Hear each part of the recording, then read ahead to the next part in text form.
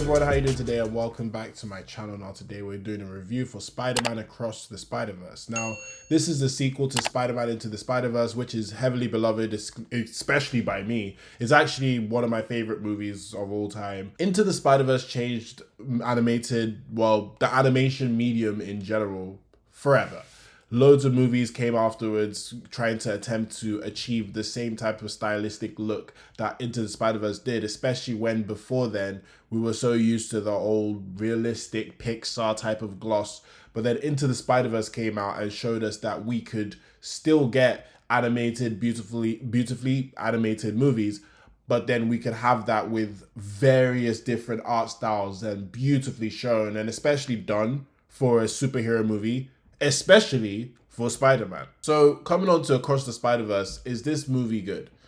Well, you've seen everybody talk about it, so you already know what everybody else thinks. But in terms of my personal opinion, I honestly feel like this is the best movie experience I've ever had in a very, very, very, very, very long time. In a very long time. The reason why I say that is because, hard facts, this movie is not just a masterpiece. It's one of the best animated movies of ever. It's the best animated movie I've ever seen in my life. It's arguably one of, if not the best movie I've ever seen in my life. Miles Morales now, because of this movie, is starting to beat Peter Parker as my favorite version of Spider-Man or a Spider-Person. This movie, I feel like, changes animation again. This movie is easily going to win Best Animated Picture, but on top of that, this movie should be nominated for Best Picture for Academy, the Oscars 2024. And in my honest opinion, I think it should win it because I don't see how any other movie this year is going to come close to this movie. This movie is one of the best movies ever made, easily. There is one flaw with this movie, and I'll point this out very early and get this over and done with. There are audio issues with this movie, and it's not audio issues that is like movie breaking. It doesn't remove you from the movie. It's just that in the cinema, right, it feels like It just feels like you got into the cinema and they need to turn the volume up. But I feel like it was more of an audio mixing thing because I get you adverts will probably be blasted and super loud if they did that. So I would say for Beyond the Spider-Verse, please just make the audio louder and we have no complaints at all. A lot of this movie, you could just tell, is just a lot of hard work and love and care. Not just the animation, because everyone's talked about the animation. I'll talk about the animation because the animation is absolutely insane and it deserves its own section. The voice acting is incredible as usual, especially with the new characters, which we'll talk about in a sec. The writing was always fantastic in Into the Spider-Verse, but Across the Spider-Verse, I really had to sit down and be like, yeah, Lord and Miller are legends now. Like the writing in this movie is absolutely ridiculous. The music is insanity. The shots I was seeing, like the direction is ridiculous because the shots I was seeing, even though it's an animated movie, because it's obviously there's no camera, the shots that were planned and the way characters are moving and the way certain scenes are like placed, and it's just, there's so much to dissect in this movie.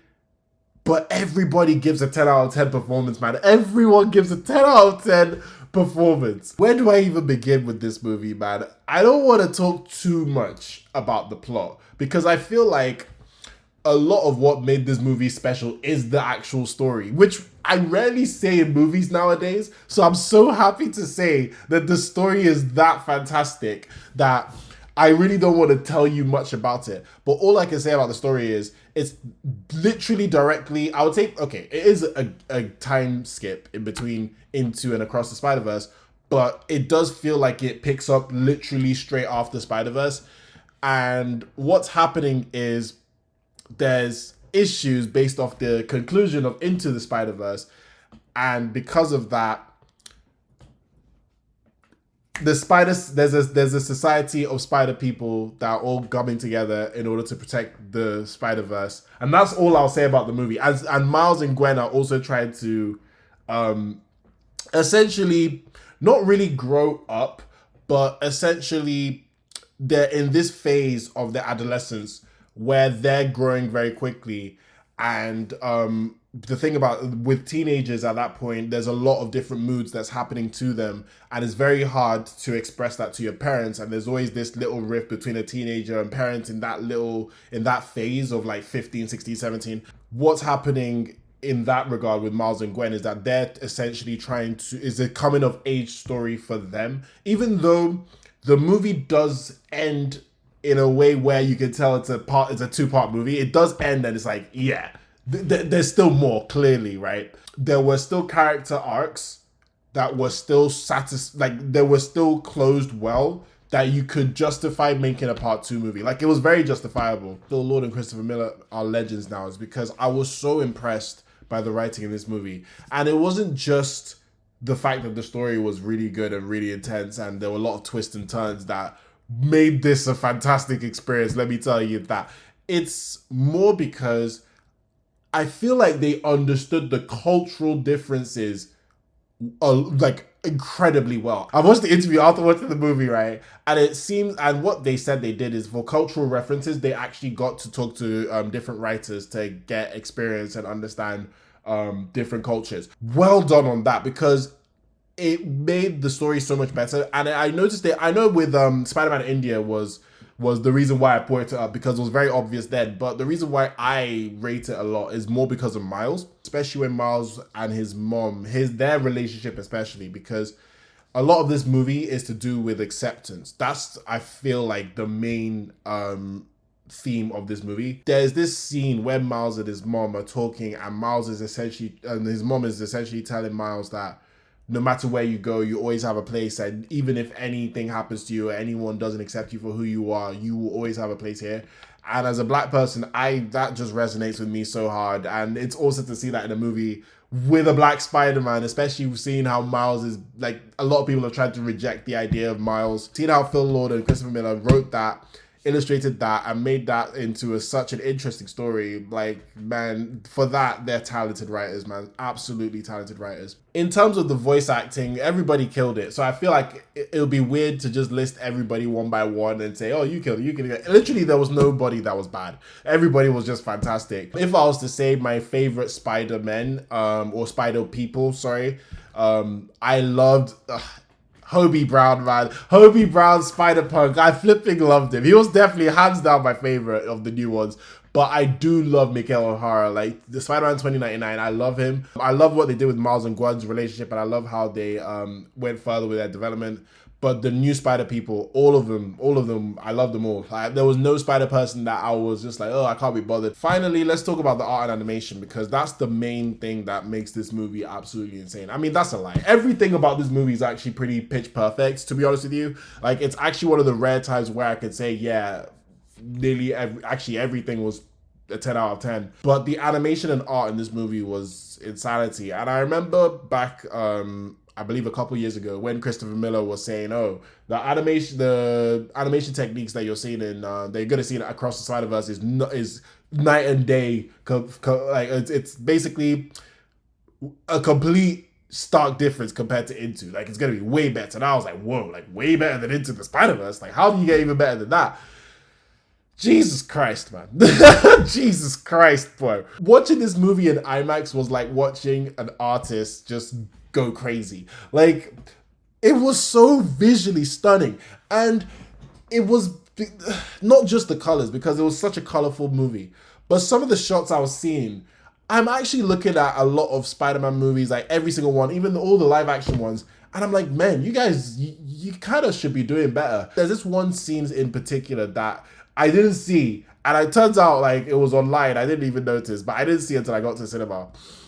It's when Gwen is on like a very high building. I can't remember what the name of the building is. And then she walks, because she's a spider person, she walks upside down, and the whole camera just follows her and tracks her. I was like, is this real life? I said, how am I seeing this in film? I'm like, that whole sequence, in fact, was just mind-blowing, because I didn't see that. And I was like, whoa. I didn't see that until I saw it in the cinema. And Lord have mercy. And this is stuff like this is what this movie really tells me, is that there's certain things that just animation just beats live action. Like there's so much you can do with live action, but animation, man, this animation is literal pure creativity, and it was shown so much in this movie.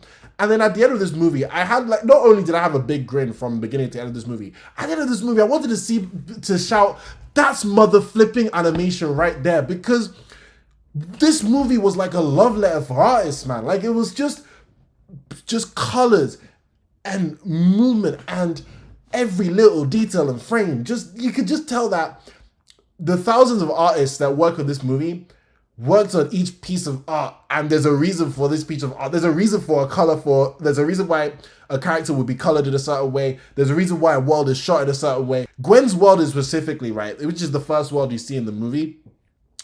The mood changes with her world, especially when it came to Gwen and her whole story in this in this movie. Oh my God, was absolutely beautiful. And stuff like this is stuff that only works because the medium of animation works. It only works because the medium of animation is here. And I feel like this movie really illustrates to everybody that you need to respect this better. It needs to be way more respected. And I'm so happy it exists, because this is a big fat F you to everybody that says that animation is just a genre. Screw you! Animation's here to stay, and it's here to make beautiful, beautiful movies. And I want more of this. Like, bro, honestly, I feel like a lot more superhero movies should be animated. Because look at that Spider-Verse and the charm and the character. The character actually is the word I'll use. The character of the art of this movie makes me look at everything MCU has done and be like, you're trash compared to this. Like, you're literal trash compared to this. Anyway, I feel like if I talk any longer, we'll be here all day. I'm trying my hardest not to overgush about this movie, but this movie, it was a life-changing experience, and I'm super excited for Beyond the Spider-Verse. If you want a review score, you already know what it is. It's a 10 out of 10 movie. It's a 10 out of 10. Honestly, I want to give it like an 11 or a 12 out of 10. It's honestly one of the best movies I've ever seen in my life. I think it's my favorite movie of all time, because I was literally rewatching Into the Spider-Verse, and I was like, I need to watch Across the Spider-Verse again.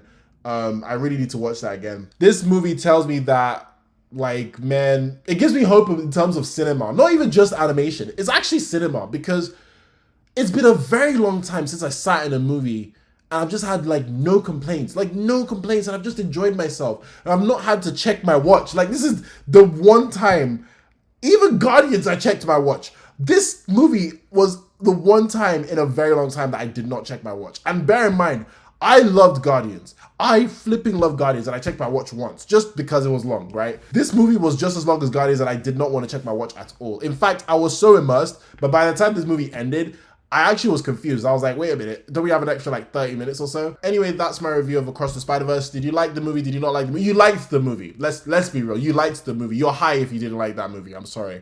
I hate to be rude, but you're high if you didn't like that movie. You're just crazy, man. Thank you very much for watching again. Please like this video, subscribe to my channel for more on pop culture and entertainment. I hope you have a great day, stay safe, and I'll see you soon. All right.